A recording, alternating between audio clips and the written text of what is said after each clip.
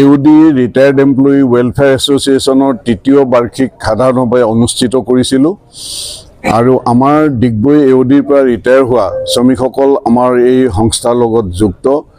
আমি ইয়াতে প্ৰথম সেশনটো আমাৰ ৰিটায়াৰ্ড মানুহৰ যিটো মেডিকেলৰ সুবিধা বা মেডিকেলৰ যিবোৰ নিয়ম আছে PRMS বুলি যিটো কয় সেইটোৰ ওপৰত এটা প্ৰেজেণ্টেশ্যন হ'ল।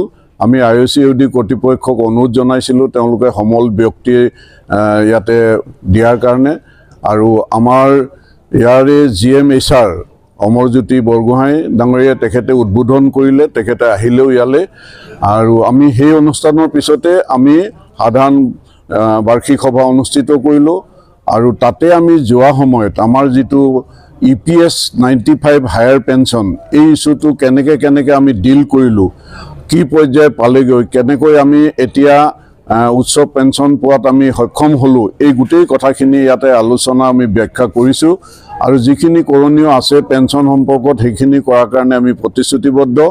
লগতে আমাৰ অন্যান্য কিছুমান আমাৰ সংগঠনটো সামাজিক সংগঠনৰ লগতো যুক্ত আছে।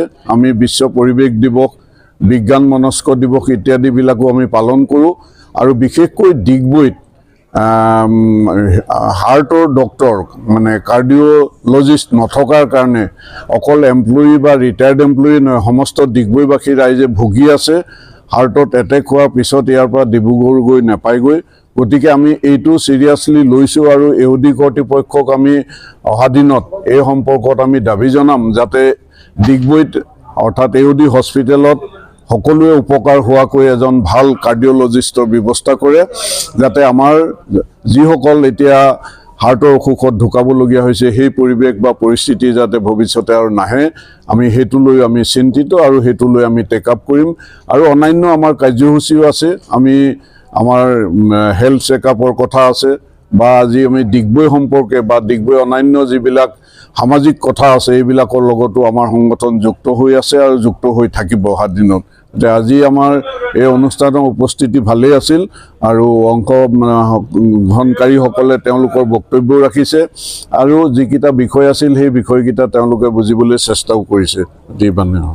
আমি আমাৰ 3জন কাৰ্যকৰী কমিটিৰ সদস্য পদ খালী আছিল, আমি 3টা আমি পূৰণ কৰিলোঁ।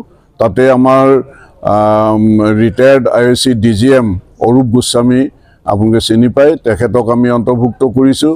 আমি ইয়াতে ৰঞ্জিত ফুকন বৰ্তমান কৰ্মৰত, কিন্তু তেখেতৰ 58 হৈ গৈছে, পেঞ্চন পোৱা যোগ্য হৈ গৈছে, তেখেতক অন্তৰ্ভুক্ত কৰিছোঁ আৰু ৰিটায়াৰ্ড এমপ্লয়ী আমাৰ আগৰ ইয়াৰনেছৰ প্ৰদীপ সেনগুপ্তকো আমি অন্তৰ্ভুক্ত কৰিছোঁ আৰু আমি আমাৰ এছ'চিয়েশ্যনত অকল 60 পাৰ হ'লে নহয় 58 পাৰ হ'লেও আমি সদস্য দিয়াৰ কাৰণে আমি আজি সদনত আমি অনুমতি বিচাৰিছিলোঁ আৰু সকলোৱে অনুমতি দিছে। অহা দিনত আমি 58 ক্ৰছ কৰা মানুহখিনিকো আমি অন্তৰ্ভুক্ত কৰিম।